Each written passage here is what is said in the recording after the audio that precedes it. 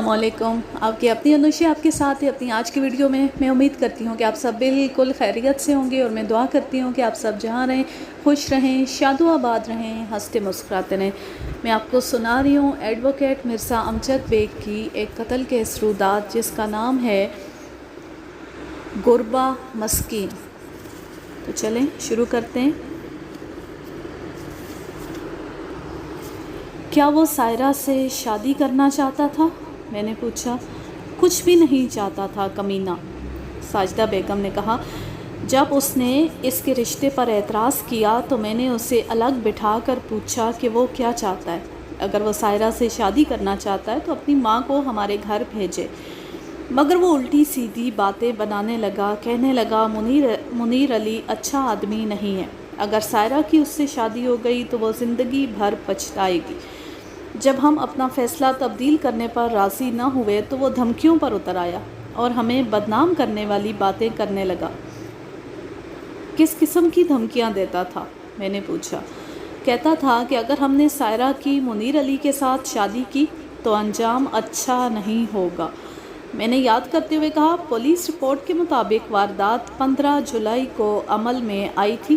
اس شام منیر علی آپ کے گھر آیا تھا اور اشفاق حسین نے اپنے بیان میں کہا ہے کہ منیر علی کی آمد سے قبل کلیم وارثی بھی آپ کے گھر میں موجود تھا. کیا اس روز امتیاز حسن بھی یہاں آیا تھا؟ آیا تو تھا لیکن منیر علی کے آنے سے پہلے ہی واپس چلا گیا تھا. کیا اسے معلوم تھا کہ منیر علی آپ کے ہاں آنے والا ہے؟ سائرہ سوچتے ہوئے بولی. میرا خیال ہے کہ اسے پتہ تھا اور شاید اسی وجہ سے وہ جلدی چلا گیا تھا. اس کے علاوہ اس روز کون کون آیا تھا؟ اس کے علاوہ کوئی خاص آدمی نہیں آیا, ساجدہ بیگم نے کہا. صرف وہ. سائرہ اس کی بات کاٹتے ہوئے بولی. پڑوسی تو آتے جاتے ہی رہتے. میں نے محسوس کیا کہ ساجدہ بیگم کسی کا نام لینا چاہتی تھی مگر سائرہ نے بڑی چالاکی سے اس کی بات کاٹ دی تھی. آپ کے خیال میں کیا کلیم وارثی واقعی قاتل ہے یا بے گناہ؟ میں نے کہا. میں یہ بات اس لیے پوچھ رہا ہوں کہ کسی کے ساتھ ناانصافی نہ ہو. ارے بھیا یہ بات تو اللہ ہی بہتر جانے, ساجدہ بیگم نے کہا. ہم کیوں کسی پر الزام دھریں؟ ہاں اتنا میں ضرور کہہ سکتی ہوں کہ کلیم منیر علی کو پسند نہیں کرتا تھا. پسند نہیں کرتا تھا؟ سائرہ نے تنزیہ لہجے میں کہا. وہ اس سے سخت نفرت کرتا تھا. اس نے کئی دفعہ یہ بات کہی تھی کہ وہ کسی دن منیر علی کا گلا گھونٹ دے گا. اس کے علاوہ اور بھی بہت کچھ بکتا رہتا تھا. تم نے اپنے بیان میں یہ بات نہیں کہی, حالانکہ یہ بہت اہم بات ہے. تو مجھے کیا ضرورت پڑی تھی یہ بات کرنے کی؟ سائرہ نے کہا. اس کی ماں تو پہلی رو رو کے ہلکان ہو رہی ہے. ایک ہی تو اس کا کماؤ بیٹا ہے. وہ تو ابا نے خواہ مخواہ بیچارے کا نام لے دیا. میں ہوتی تو پولیس کو ایسی ہی چلتا کر دیتی. کلیم کے پھانسی چڑھنے سے منیر علی زندہ تو نہیں ہو جائے گا. یہ تو تم ٹھیک کہتی ہو, میں نے اسے خوش کرنے کے لیے کہا. سچ پوچھو تو مجھے بھی کلیم وارثی پر بڑا ترس آتا ہے. ہاں بھیا میں تو کہتی ہوں بیچارہ چھوٹ ہی جائے تو اچھا ہے, ساجدہ بیگم نے کہا. محلے داری کا معاملہ ہے. اگر اس کمبخت کو سزا ہو گئی تو ہمارا اس محلے میں رہنا مشکل ہو جائے گا. باتوں باتوں میں نے سائرہ کے مالی حالات کے بارے میں ضروری معلومات حاصل کر لی. جیسا کہ میں پہلے بتا چکا ہوں سائرہ کے باپ اشفاق حسین کی تنخواہ 1300 روپے ماہوار تھی. اس نے ہاؤس بلڈنگ فائنانس کارپوریشن سے قرضہ لے رکھا تھا جس کی وہ 600 روپے ماہوار قسط ادا کرتا تھا. سائرہ تقریباً 1.5 سال سے ملازمت کر رہی تھی. شروع میں اس کی تنخواہ 700-800 روپے ماہوار تھی. اس کی تازہ ترین تنخواہ الاؤنس وغیرہ ملا کر 1150 روپے ماہوار تھی. اگر اس کی اوسط تنخواہ 1000 روپے ماہوار سمجھ لی جائے تو 1.5 سال میں کل 18,000 روپے بنتے. چونکہ وہ ایک فیشنیبل لڑکی تھی اس لیے اس کی آدھی سے زیادہ تنخواہ لباس اور اشیاء آرائش پر خرچ ہوتی ہوگی. ایسی صورت میں 15,000 کا قالین, 24-25 ہزار کا رنگین ٹی وی اور VCR ہرگز نہیں خریدا جا سکتا تھا. سوال یہ پیدا ہوتا تھا کہ اس سامان تعیش کی خریداری کے لیے اس کے پاس رقم کہاں سے آئی تھی, اور یقیناً اس کے ماں باپ اتنے بدھو نہیں تھے کہ اتنی معمولی جمع تفریق نہ کر سکتے. گھر میں مال آ رہا ہو تو کچھ لوگ عزت و آبرو کی طرف سے آنکھیں بند کر لیتے ہیں. لیکن جب عزت و آبرو کا جنازہ سر بازار اٹھنے لگتا ہے تو پھر پیشانیاں رگڑنے لگتے ہیں۔ سائرہ کا ایک بھائی جس کا نام ابرار حسین تھا ملازمت کرتا تھا۔ اس کی تنخواہ 900 روپے تھی، جس میں سے وہ کبھی 300 اور کبھی 400 روپے گھر میں دیتا تھا۔ میں نے اپنے اندازے کی تصدیق کے لیے پوچھا، اس قالین اور VCR وغیرہ کی قسط کتنی جاتی ہے؟ قسط؟ اس نے حیرانی سے میری طرف دیکھا۔ میں قسطوں کے چکر میں نہیں پڑتی، یہ سب کچھ میں نے نقد خریدا ہے۔ میں نے اس کی دور اندیشی کی تعریف کی اور باتوں باتوں میں یہ بھی معلوم کر لیا کہ یہ سامان اس نے کون کون سی دکانوں سے خریدا تھا۔ چند لمحوں کے بعد دروازے پر دستک سنائی دی اور ایک بے فکرہ سا نوجوان اندر داخل ہوا۔ وہ درمیانے قد کا ایک خوش شکل نوجوان تھا۔ اس کا گریبان آخری بٹن تک کھلا ہوا تھا اور گلے میں ایک طلائی زنجیر نظر آ رہی تھی۔ ہیلو ایوری باڈی، اس نے خوشگوار لہجے میں کہا۔ آج گھر میں خاصی رونق نظر آتی ہے۔ اس نے چابیاں گھماتے ہوئے صورتحال کا جائزہ لیا، پھر ساجدہ بیگم کی طرف دیکھتے ہوئے بولا، آنٹی جلدی سے تیار ہو جائیے، آج چائنیز ہوٹل میں کھانا کھائیں گے۔ اور تم ابھی تک ایسے ہی بیٹھی ہو، حالانکہ تمہیں میرے آنے سے پہلے تیار ہو جانا چاہیے تھا۔ اوہ میں بھول ہی گئی تھی، سائرہ نے کہا۔ ان سے ملو، یہ ہمارے وکیل ہیں مسٹر مرزا امجد بیگ۔ میں نے اس کی مشکل آسان کرتے ہوئے کہا، میں منیر علی قتل کیس کے سلسلے میں۔ اوہ اچھا، بڑی خوشی ہوئی آپ سے مل کر، نوجوان نے کہا۔ میرا نام شعیب خان ہے۔ شعیب میرا کزن ہے، سائرہ نے میری معلومات میں اضافہ کیا۔ ان کا جوتوں کا کارخانہ ہے۔ میں نے شعیب کے ساتھ ہاتھ ملایا اور رسمی کلمات کا تبادلہ کیا۔ شعیب کا نام میں پہلے بھی سن چکا تھا۔ اسے دیکھ کر میری یہ غلط فہمی دور ہو گئی کہ منیر علی کی موت کے بعد سائرہ کے ماں باپ کی آنکھیں کھل گئی تھیں اور وہ محتاط ہو گئے تھے۔ شعیب کی وہاں موجودگی ظاہر کرتی تھی کہ وہ ہنوز پرانی روش پر ہی چل رہے تھے۔ کیوں جناب وکیل صاحب، شعیب نے مذاق کے رنگ میں کہا، وارسی کو سولی پر کب لٹکا رہے ہیں؟ میں نے فوراً اندازہ لگایا کہ چونکہ وارسی شعیب کا رقیب تھا، اس لیے شعیب اس کے بارے میں اچھی خبر سن کر خوش نہیں ہوگا۔ فی الحال تو میں اس کے خلاف شواہد اکٹھے کر رہا ہوں، میں نے کہا۔ اگر کوئی یقینی ثبوت مل گیا تو اسے ضرور عدالت میں پیش کروں گا۔ محلے کے کسی شخص نے اپنے بیان میں کہا ہے کہ واردات والے روز اس نے وارسی کو منیر علی کی کار میں گھستے دیکھا تھا، لیکن یہ قدرے کمزور شہادت ہے۔ وکیل صفائی اس پر فوراً یہ اعتراض کرے گا کہ کوئی شخص اپنی کار کھلی چھوڑ کر نہیں جاتا، لہٰذا کلیم وارسی کا کار میں گھسنا اور چھپ کر بیٹھنا قرینِ قیاس نہیں ہو سکتا۔ شعیب نے بھویں سکیڑ کر سوچا، پھر سائرہ کی طرف دیکھتے ہوئے بولا، میرا خیال ہے کہ جب ہم کھانا کھانے بیٹھے تھے تو منیر علی اپنی چابیاں یہی صوفے پر چھوڑ گیا تھا۔ مجھے یقین ہے کہ اس مہلت سے فائدہ اٹھاتے ہوئے وارسی چابیاں اٹھا کر باہر نکل گیا ہوگا اور گاڑی کا قفل کھول کر دوبارہ چابیاں صوفے پر رکھ دی ہوں گی۔ سائرہ نے تیز نظروں سے شعیب کو گھورا، گویا کہہ رہی ہو کہ جو بات ہم نے چھپائی تھی وہی بات تم نے اگل دی۔ میں نے جلدی سے کہا، یہ تو آپ نے بڑی نکتے کی بات بتائی ہے، آپ لوگوں نے کھانا کس کمرے میں کھایا تھا؟ شعیب نے بتایا کہ انہوں نے برآمدے میں کھانا کھایا تھا۔ وہ ایک دم فکر مند سا نظر آنے لگا، لیکن بات اس کے منہ سے نکل چکی تھی۔ اس بات کا وہ اقرار کر چکا تھا کہ واردات والے روز وہ بھی سائرہ کے گھر میں موجود تھا۔ یقیناً یہی ہوا ہوگا، میں نے اس کی گھبراہٹ دور کرنے کے لیے کہا۔ اس نے چابیوں سے تالا کھولا ہوگا اور واپس آ کر کھانے میں شامل ہو گیا ہوگا، اس میں دیر ہی کتنی لگتی ہے۔ ان کی باتوں پر نہ جائیں آپ، سائرہ نے کہا، انہیں مذاق کرنے کی عادت ہے۔ یعنی تمہارا مطلب ہے کہ کلیم وارسی واقعی بے گناہ ہے؟ میں نے پوچھا۔ لیکن شعیب، جو اپنے رقیبوں کی تعداد کم کرنے کی فکر میں تھا، جلدی سے بولا، اس میں مذاق کی کیا بات ہے؟ میں نے جو دیکھا ہے وہی بتا رہا ہوں، البتہ تمہیں اس پر کچھ زیادہ ہی ترس آ رہا ہے۔ ارے تو پھر یہاں کیوں شور مچا رہے ہو؟ جا کے عدالت کو بتاؤ، سائرہ نے کہا۔ ضرورت پڑی تو عدالت میں بھی جاؤں گا۔ شعیب نے میری طرف دیکھ کر ایک مسکراہٹ دی۔ کیوں جناب بیگ صاحب، عدالت کو اتنی خوفناک جگہ بھی نہیں ہے، وہاں بھی انسان ہی جاتے ہیں۔ میں نے ان کے جھگڑے کو ہوا دینا مناسب نہ سمجھا اور اٹھ کر وہاں سے رخصت ہو گیا۔ اپنی کار میں نے مکان سے چند قدم دور کھڑی کی تھی۔ باہر اشفاق حسین کے دروازے کے سامنے ایک پرانے ماڈل کی اوپل ریکارڈ کھڑی تھی۔ میں نے اندازہ لگایا کہ وہ شعیب کی کار تھی۔ جب میں باہر نکلا تو ایک ادھیڑ عمر شخص جو دروازے کی طرف آ رہا تھا میرے راستے میں حائل ہو گیا۔ گلی میں روشنی کا کوئی خاص انتظام نہیں تھا۔ بعض گھروں کی بتیاں گلی میں تھوڑا بہت اجالا کر رہی تھی۔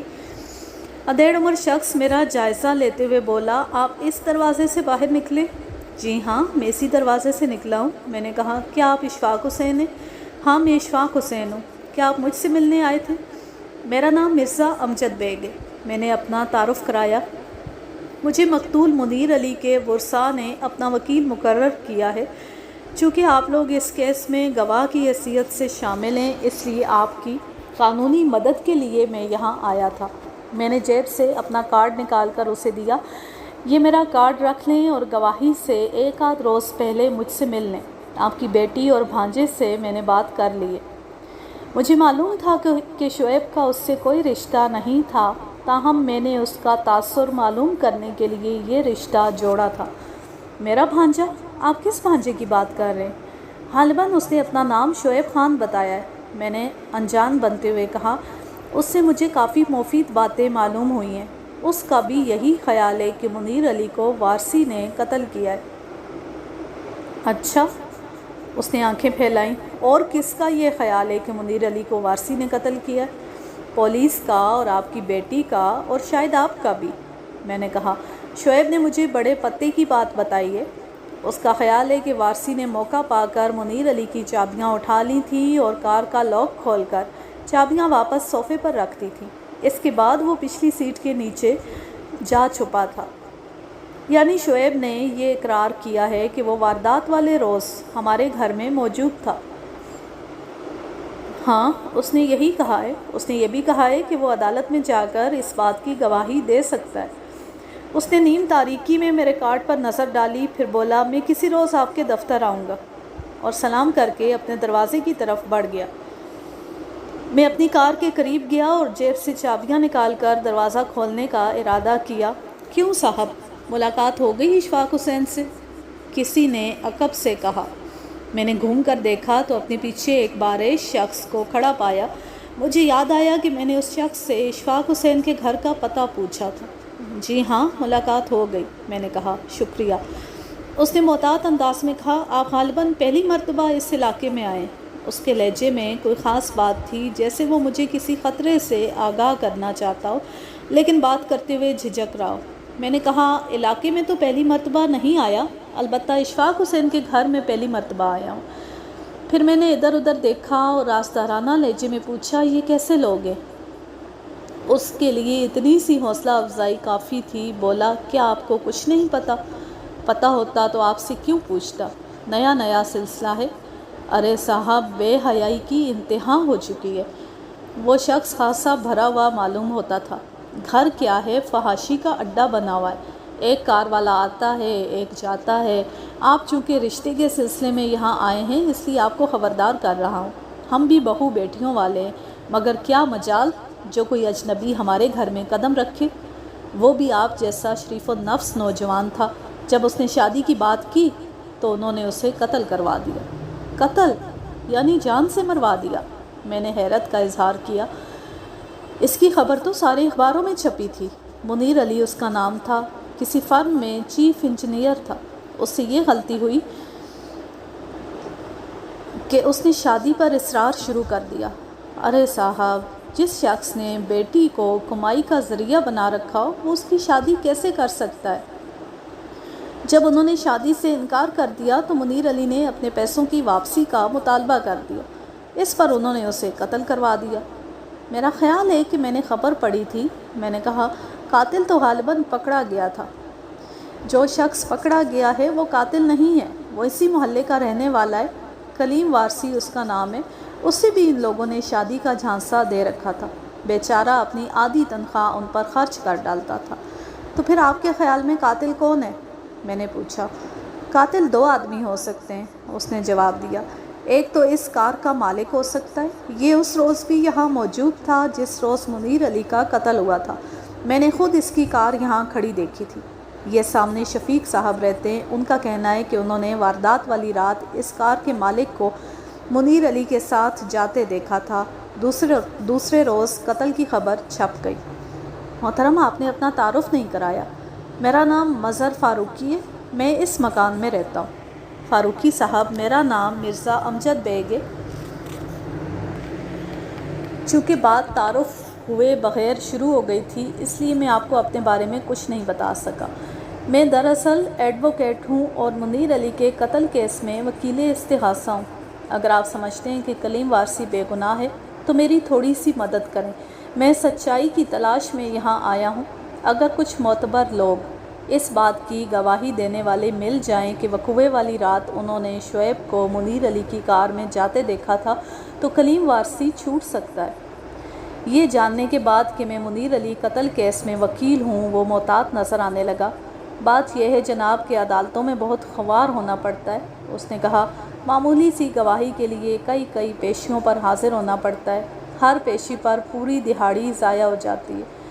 انصاف کا تقاضا پورا کرنے کے لیے کچھ نہ کچھ تکلیف تو اٹھانی پڑتی ہے محترم۔ چھوڑیں وکیل صاحب، عدالتوں میں انصاف مل جاتا تو پھر کس بات کی کمی تھی؟ انصاف کی بات تو یہ ہے کہ جج کو خود گواہ کے پاس جانا چاہیے۔ حکومت کو ایک موبائل کورٹ کا انتظام کرنا چاہیے۔ اس موبائل کورٹ کو موقع پر جا کر لوگوں کے گواہوں کے بیانات لینے چاہیے۔ اس سے ایک تو جھوٹے گواہوں کی حوصلہ شکنی ہوگی اور دوسرے سچے گواہ بے جا تکلیف سے بچ جائیں گے۔ موبائل کورٹ بڑی مہنگی تجویز ہے۔ میں کسی وقت یہ تجویز بار ایسوسی ایشن کے سامنے پیش کر دوں گا، لیکن اگر آپ کو یہ پتہ چل جائے کہ عدالتوں میں روزانہ کتنے گواہ بھگتائے جاتے ہیں تو شاید آپ یہ تجویز واپس لے لیں۔ بعض عدالتوں میں 3,000-4,000 ہزار مقدمات زیر سماعت ہوتے ہیں۔ اگر ہر مقدمے کے ساتھ کم از کم 5 گواہ فرض کر لیے جائیں تو 3,000 مقدمات کے ساتھ تقریباً 15,000 گواہ ملوث ہوتے ہیں۔ اب آپ خود اندازہ لگائیں کہ ایک جج اتنے گواہوں کے پاس کیسے پہنچ سکتا ہے۔ مجھے یقین ہے کہ آپ اچھی وکالت کر لیتے ہوں گے، اس نے کہا۔ پھر وہ بات کو مختصر کرتے ہوئے بولا، آپ ایسا کریں کہ شفیق صاحب سے مل لیں، وہ وارثی کے گھر والوں سے خاصی ہمدردی رکھتے ہیں، مجھے امید ہے کہ وہ آپ کی مدد کرنے پر تیار ہو جائیں گے۔ اس نے میرا شفیق نامی شخص سے تعارف کرا دیا۔ اس کی عمر 35-36 سال کے قریب تھی۔ وہ سماجی کارکن ٹائپ کا آدمی تھا۔ تعارفی بات چیت کے بعد اس نے ایک بچہ بھیج کر کلیم وارثی کے باپ کو بلوا لیا۔ اس کا نام خورشید وارثی تھا۔ اس کے ساتھ اس کی بیوی بھی تھی۔ کلیم ان کا بڑا بیٹا تھا۔ انہوں نے میرے سامنے اشفاق حسین اور اس کی بیٹی کے کارناموں کا دفتر کھول دیا۔ سائرہ کی بد چلنی کے ایسے قصے سنائے کہ علامہ شرافت ان تمام باتوں کے ذکر کی اجازت نہیں دیتی۔ انہوں نے اپنے بیٹے کی بے گناہی کی قسمیں کھائیں، لیکن ان کی گواہی قانون کے معیار پر پوری نہیں اترتی تھی۔ بہرحال میں نے ضروری باتیں نوٹ کر لیں اور وہاں سے رخصت ہو گیا۔ مقدمے کی ابتدائی کارروائی مکمل ہونے کے بعد عدالت نے ملزم پر فرد جرم عائد کر دی اور باقاعدہ سماعت کے لیے تاریخ مقرر کر دی۔ جب ملزم پر فرد جرم عائد کی گئی تو اس نے صحت جرم سے انکار کر دیا۔ اگلی پیشی پر گواہوں کی باری آئی۔ میرے ساتھ جو سرکاری وکیل تھا اسے میں نے پوری صورتحال سمجھا دی تھی اور کہا تھا کہ مجھے کلیم وارثی کے قاتل ہونے پر شبہ ہے، اس لیے میں اصل قاتل کا کھوج لگانے کے لیے استغاثے کے گواہوں پر سخت قسم کی جرح کرنا چاہتا ہوں۔ سب سے پہلے اشفاق حسین کا پڑوسی علیم الدین گواہی کے لیے آیا۔ اس نے حلف اٹھانے کے بعد کہا کہ 15 جولائی کو رات کے تقریباً 10 بجے وہ گلی سے گزر رہا تھا تو اس نے اپنے پڑوسی اشفاق حسین کے دروازے کے سامنے ایک پیلے رنگ کی کار کھڑی دیکھی۔ اس اثناء میں ملزم ایک طرف سے آیا اور کار کا دروازہ کھول کر سیٹ پر بیٹھ گیا۔ چونکہ اس وقت ڈرائیونگ سیٹ پر کوئی نہیں تھا اس لیے اسے یہ بات عجیب سی لگی۔ اگلے روز جب اس نے گاڑی کے مالک منیر علی کے قتل کی خبر سنی تو فوراً اس کا خیال ملزم کی طرف چلا گیا۔ علیم الدین کے بیان کے بعد وکیل صفائی جرح کے لیے آگے آیا۔ وہ خاصا ہوشیار اور تجربہ کار وکیل تھا۔ اس نے سوالات کا سلسلہ شروع کرتے ہوئے کہا، علیم صاحب، جس گلی کا آپ ذکر کر رہے ہیں کیا اس میں اسٹریٹ لائٹس لگی ہوئی ہیں؟ جی نہیں، وہاں اسٹریٹ لائٹس موجود نہیں ہیں۔ یہ بتائیں کہ کیا اشفاق حسین یا اس کے پڑوسیوں نے اپنے گھروں کے باہر بلب لگا رکھے؟ میں نے کبھی خیال نہیں کیا۔ میرے سوال کا مقصد یہ ہے کہ کیا اس وقت گلی میں کوئی بلب جل رہا تھا؟ گلی میں تو کوئی بلب نہیں جل رہا تھا، مگر وکیل صفائی نے اس کی بات کاٹتے ہوئے کہا، آپ نے کہا ہے کہ آپ نے اشفاق حسین کے گھر کے سامنے ایک پیلے رنگ کی کار کھڑی دیکھی، کیا آپ نے اس کار کا نمبر نوٹ کیا تھا؟ نہیں جی، میں نے کار کا نمبر نوٹ نہیں کیا۔ کیا اس وقت آپ کو پتہ تھا کہ وہ کس کی کار ہے؟ میں اس کار کو پہلے بھی وہاں دیکھ چکا تھا، علیم الدین نے جواب دیا، اس لیے مجھے معلوم تھا کہ وہ اشفاق حسین کے ایک عزیز منیر علی کی کار ہے۔ کیا آپ یہ بات دعوے سے کہہ سکتے ہیں کہ اس گلی میں کبھی کوئی دوسری پیلے رنگ کی ٹویوٹا کرولا نہیں آئی؟ میں یہ بات کیسے کہہ سکتا ہوں؟ گواہ نے جواب دیا، میں سارا دن گلی کی چوکیداری نہیں کرتا۔ تو پھر آپ نے یقیناً اشفاق حسین کا دروازہ کھٹکھٹا کر یہ پوچھا ہوگا کہ اس کے دروازے کے سامنے جو پیلے رنگ کی کار کھڑی ہے وہ کس کی ہے نا یہی بات؟ میں آپ کا مطلب نہیں سمجھا، علیم الدین نے الجھن محسوس کرتے ہوئے کہا، میں نے کبھی ایسی حرکت نہیں کی۔ علیم صاحب، کیا آپ کو معلوم تھا کہ اس کار میں قتل کی واردات ہونے والی ہے؟ نہیں جی، میں غیب کا علم نہیں جانتا۔ کیا وہ کار آپ کے سامنے وہاں سے روانہ ہو گئی تھی؟ وکیل صفائی نے پوچھا۔ جی نہیں، وہ کار میرے سامنے روانہ نہیں ہوئی۔ آپ کی باتوں سے اندازہ ہوتا ہے کہ آپ نے صرف رنگ سے یہ اندازہ لگایا تھا کہ وہ منیر علی کی کار ہے۔ اگر میں یہ کہوں کہ وہ میری کار تھی اور میں 10:05 پر وہاں سے رخصت ہو گیا تھا تو آپ اس بات کو کس طرح جھٹلا سکتے ہیں؟ علیم الدین کے چہرے پر الجھن نظر آنے لگی۔ اس نے مدد کے لیے میری طرف دیکھا، لیکن میں سر دست اس کی مدد کرنے کے موڈ میں نہیں تھا۔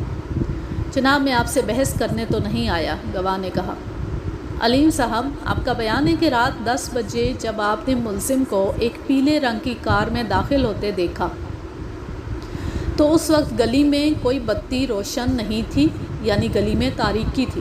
ایسی صورت میں آپ نے یقیناً قد و قامت اور لباس وغیرہ سے یہ اندازہ لگایا ہوگا کہ جو شخص کار میں بیٹھ رہا ہے وہ کلیم وارثی ہے نا یہی بات؟ گلی میں اتنا اندھیرا بھی نہیں تھا، علیم الدین نے جواب دیا، لوگوں کی کھڑکیوں سے تھوڑی بہت روشنی باہر آ رہی تھی۔